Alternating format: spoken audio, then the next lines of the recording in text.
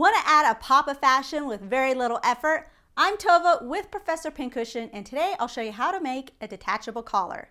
Because you're only making a collar, very little fabric is needed, and this project can be completed in an afternoon.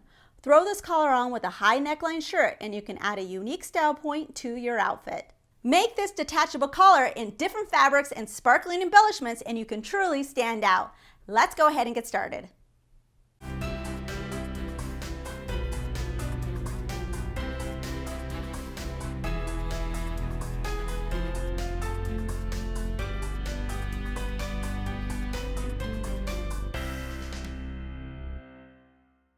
To make my detachable collar, I'm going to be using pattern pieces that I currently already own. So I have a pattern that has a shirt with a collar, and I'm just taking out two pattern pieces in it. So I have my collar band piece, which should look something like this. It may also be called a collar stand. And then I have the main collar piece. Now, if you don't have a pattern and you don't want to purchase a pattern, if you have a button-down shirt, you can use that for a reference and trace some pieces from the collar band and then from the actual collar. You just want to make sure that you add a seam allowance to it. So we have two pattern pieces here, obviously, that we're going to be using. Now, if we look at our main collar piece, you'll notice it kind of flares out this way. So this part is the point of the collar. So when you fold it over, you're going to see this. You can see I'm going to have a pointed collar. Now at this point, you can decide if you want to alter the pattern to make it something, or to make different variations of the collar. So I did that in one example, and I just did half the pattern. You can see I just traced half of it because they're perfectly symmetrical.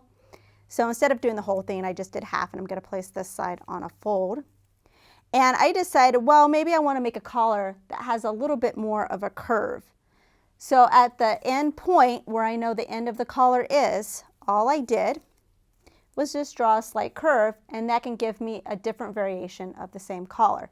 Now once you have your pattern pieces, you're going to cut two out of fabric out of each one of these. So two out of fabric in this, two out of fabric in this, and then you're going to cut one interfacing out of this piece and one interfacing out of this piece. For this demonstration, I'm just going to go ahead and use an unaltered pattern. And the first thing I'm going to do is I'm going to apply fusible interfacing to one of each type of piece. So I have one of my collar and I have one of my collar band. So the glue side of my fusible interfacing goes to the wrong side of the fabric. And for this, I'm just using a heavyweight interfacing, but you could probably use a midweight interfacing as well. I have my iron heating up. And I'm going to put my press cloth right over that. Just dampen it with my spray bottle here. And then I'm going to set my iron down in one spot and fuse the interfacing to that wrong side for about 5 seconds. And instead of just shifting my iron over, I'm going to actually lift it up and place it over to the next section. That kind of helps prevent you getting wrinkles as you're applying the fusible interfacing. If you decide that you want to embellish your collar, I would do it at this point on one of your collar pieces, and I'm doing it on the one that doesn't have any interface on it. You want to do it at this point because then you can hide your stitches on the inside of the collar instead of having it show on the right side of the fabric when you're done. So if you want to do some embellishment, I think it's a good idea to mark where your seam allowance is. So I did that with the blue line here. That way you can make sure that you're not anywhere near that and it's not going to get caught in the seam allowance. Take your two collar pieces and place them together right side to right side. If you have any notches, you're going to want to match that up, and you're going to pin on 3 sides. So the 2 short sides and then the longest side. This side where I have the 2 notches is eventually going to be stitched to my collar band, so this side is going to remain open. That's why I'm not pinning there. Stitch around those 3 sides using whatever your seam allowance is for your pattern. And don't forget to backstitch, and you're just doing a regular straight stitch. After you finish doing your seams, you're going to want to trim your seam allowance. My stitches are right here, and you can see I cut about 1/4 of an inch away from that. So from here to here, I still need to do this side. If you have any corners, you're going to want to trim off the corner. If you have a curved collar or any curved edges, then you're going to want to do a notch, which is going to look like this. So you'll do that for any curved areas that you have. Turn your collar right side out. You're going to press it, and then for this side that's still open, we're going to do a basting stitch right across the top.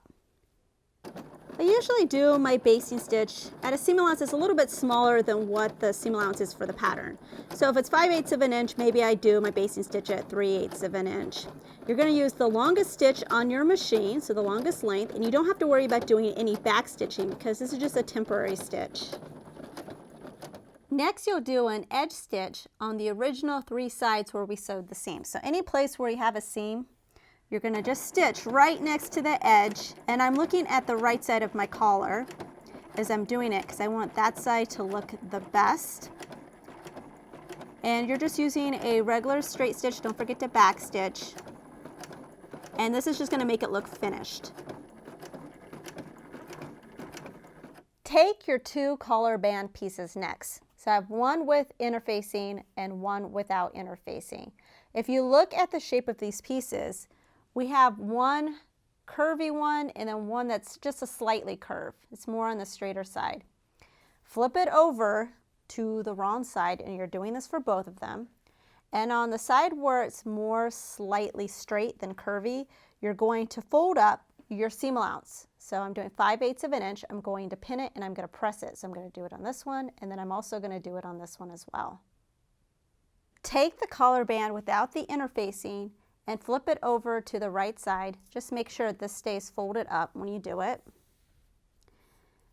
And then you're going to take your collar now. The side of the collar that has interfacing, so it would be the back side of this collar, goes to the collar band without the interfacing, and you're going to line up the raw edges. Now I'm matching my notches I have here. If your pattern doesn't have notches, or if you made your own pattern, just match up the center of it. So you can see this is not coming to the end of here, it's stopping before then. I actually have circles for my pattern. That's what I'm matching up as well. So once those are together, then I'm going to take my last collar band, so the one that has interfacing, and I'm also going to match it up at the top here with the raw edges and my notches. So I'm going to make sure this stays folded up. Once everything is pinned, you're going to pin from here, from this edge, across the top to this edge. And again, keeping the folded edges up. And this is where you're going to do your seam allowance. So it's just a regular seam, and you'll do it at wherever your seam allowance is. So I'll do 5/8 of an inch. Trim your seam allowance. In the curved sections, you're going to clip your little notches. Then you're going to flip this area right side out, and you're going to press it. At the bottom of my collar band, I still have this opening here, so I'm going to close it by stitching with a slip stitch. Now I'm using a contrasting thread color, but definitely use a matching one. I have a knot here on the end of my thread, and I just took a little bit of fabric, so my thread is coming up right on that fold line. I'm going to grab a little bit of this fabric on the opposite side, again just grabbing it on the folded edge, and then I'm just going to pull it so the two sides come together. Then now I'm on this side, I'm going to grab a little bit on this other side, on that folded edge, and I'm also just going to gently pull it. And you'll see the two sides come together, so I'm going to do this for the whole length of that opening. When you finish slip stitching this bottom edge, you're then going to do an edge stitch. Just like we did up here on our collar piece, you're going to stitch right along the edge of the collar band. So here and also on the bottom, and that'll give you a nice finished look. Next, we're going to do the buttonhole. So when you're wearing your shirt or wearing a collar, typically for a female, the buttonhole is going to be on the left side of the body. Now, if your pattern doesn't have a buttonhole marked for you, you can just go ahead and make your own mark.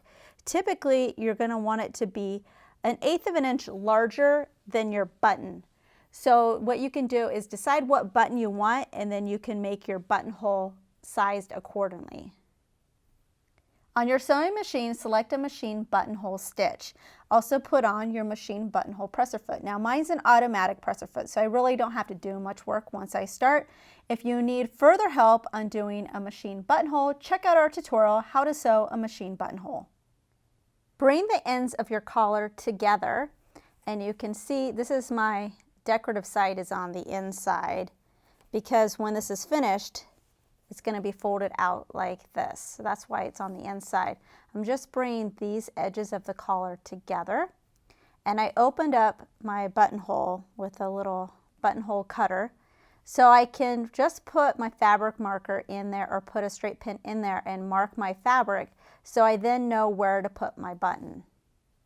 If you're sewing on a flat button, you can sew it on using your sewing machine. You just want to make sure that you've selected a zigzag stitch. If you need to adjust your feed dog, move those down so your fabric doesn't get feeded through and it stays in the same spot.